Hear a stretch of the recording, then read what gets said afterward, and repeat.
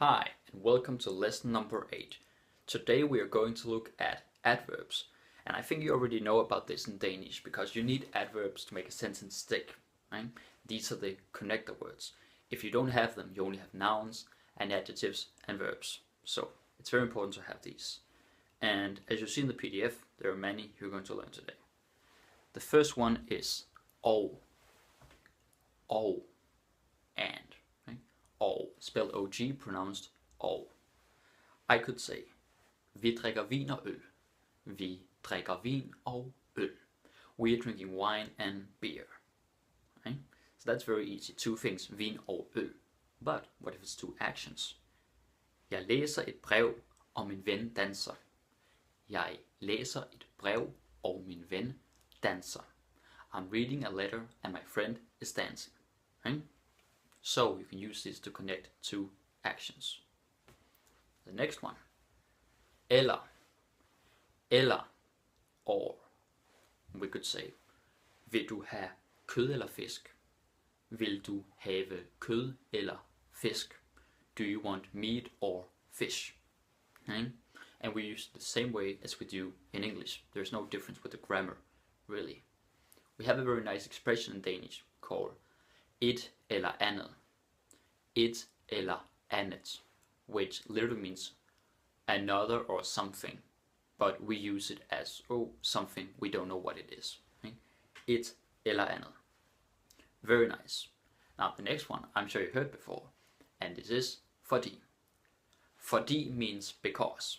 Right? I'm sure you've been to language class and you're like, oh, fordi. You have to give a reason all the time. So I could say, jeg er glad, fordi jeg er rig. Jeg er glad, fordi jeg er rig. I am happy because I am rich. Okay? Fordi. Or I could say, fordi jeg er rig, er jeg glad. Fordi jeg er rig, er jeg glad. Notice the little inversion there, that the second part, er jeg glad, starts with a verb. And that is inversion, which is for the next lesson. Right? But fordi jeg er glad, or fordi jeg er rig. Very nice. The next one, selvom. Selvom, or selvom, if you want to be very slow about it. Selvom means even though. Like, I could say, selvom han har fødselsdag, er han trist. Selvom han har fødselsdag, er han trist. Even though it's his birthday, he is sad. Selvom han har fødselsdag, literally has birthday, er han trist. He is sad. Yes, again, inversion. Er han trist? Is he sad? But he is sad in English, of course. Or I could say, katten bider, selvom den ikke må. Katten bider, selvom den ikke må. The cat bites even though it can't, or I don't allow it. Remember that må is about permission. So, selvom, also very important. Words like fordi, og, selvom, eller. These are so crucial when you want to make a sentence because you cannot keep making single statements without adding commas or anything. Alright, cool. The næste, also super important. Men. And men means but, as you're probably already aware of. Men. Jeg er gammel, men han er ung. Jeg er gammel, men han er ung. I am old, but he is young. Right? So it's any kind of contradiction, really. Men. And this men doesn't create inversion, if you wondered about that. It resets the sentence. Du er sej, men det er jeg ikke. Du er sej, men det er jeg ikke. You are cool, but I am not. Very good. Og det næste vi har er selvfølgelig som. Som. Some is a very nice word. It has more than one meaning, but let's look at one meaning here. And it means that or who. Manden som er glad. Manden som er glad. The man who is happy. Right? If you're a native English speaker, it's very tempting to say manden hvem er glad, because hvem also means who, but not in this context. Right? If it's that or who in English, it's som in Danish. Or I could also say, mænd som er kede af det, er ikke glade. Mænd som er kede af det, er ikke glade. Men who are sad are not happy, obviously. Right? So this is what we use when we like want to connect it and say the man who, or the woman who, or the thing who, or that. Right?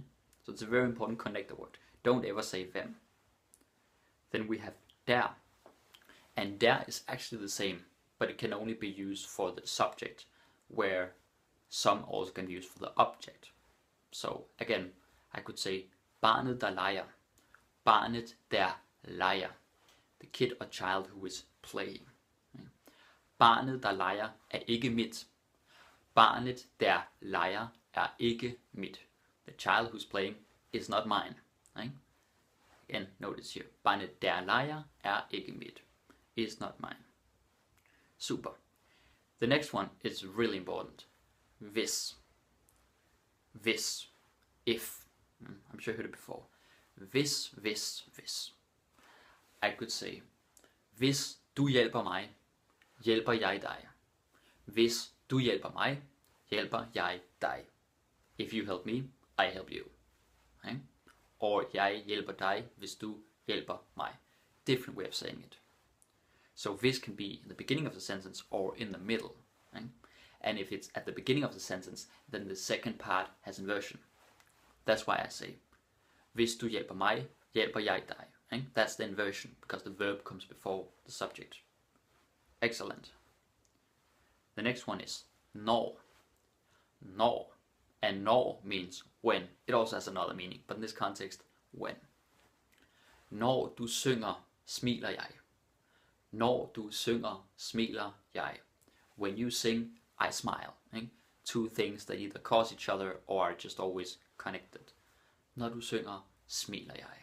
Or I could say, jeg smiler, når du synger. Alright, great. The næste vi har, da. And this is interesting because da also means when, but in the past tense. Right?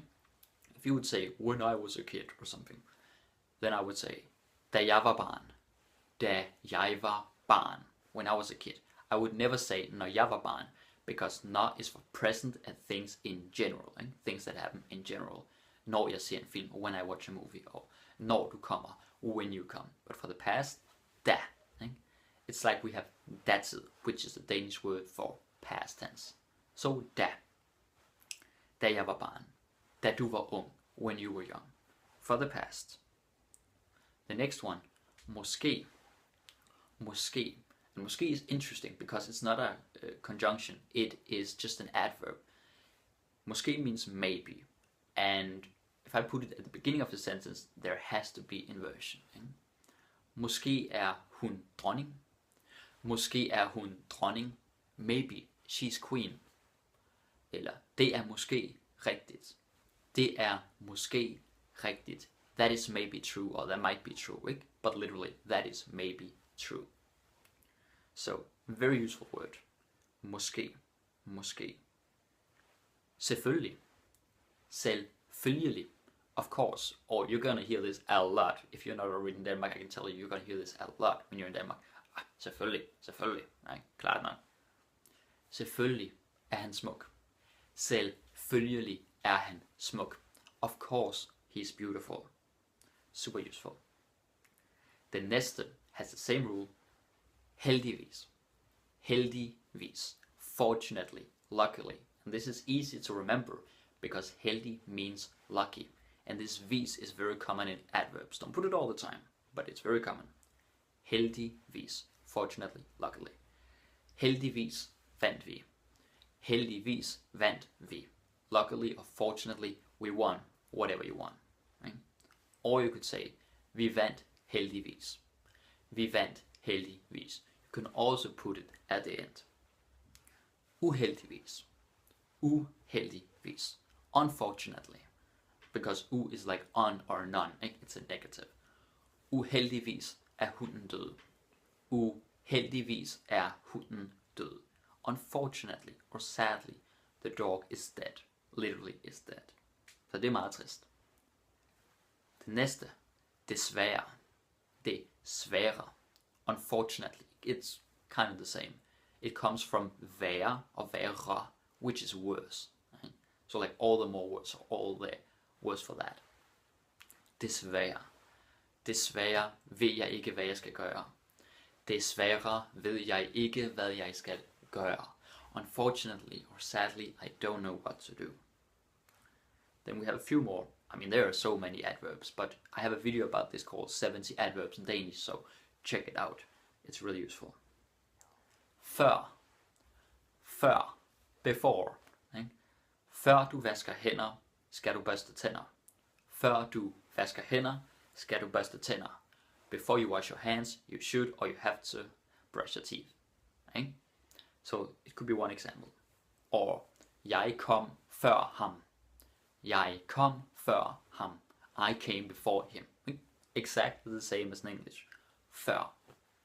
It's very important that you don't pronounce it as for. And we have the O/Ø, and you have to get used to that. Før. The next one is just the opposite. Efter. Efter. Efter lang tid. Efter lang tid. After a long time. Hvad kommer efter stormen? Hvad kommer efter stormen? What comes after the storm? And two more. Nogle gange. Nogle gange. Oh, I'm sure you heard this already. Nogle gange. Danish people are too lazy to pronounce it properly. So they're just like, nogle gange. But officially you're supposed to pronounce it nogle gange. Nogle gange spiller jeg golf. Always the golf. Nogle gange spiller jeg golf. Sometimes I play golf. Right? So nogle gange means sometimes. Like literally. Nogle gange sometimes. And this will always create inversion if you start with nogle gange. Right? Nogle gange har han ret. Nogle gange har han ret. Sometimes he is right. Right? The last one is hver. Hver. And hver is the Danish word for every. It could be hver dag, hver uge, hver måned. Right? So like every day, every week, every month, etc. Hver. Also about people in some circumstances, but let's just stick with time for now. Jeg gør det hver dag. Jeg gør det hver dag. I do it every day. Right? So that's actually pretty easy. Eller hver dag prøver vi noget nyt. Hver dag prøver vi noget nyt. Every day we try something new. Excellent. Alright, so that was Danish adverbs. Again, this video is for explanatory purposes. I have another video, a free one on my channel, which is basically the examples. Right? So you should watch this and then you watch the other one. It's gonna take some time because it's like 34 minutes long.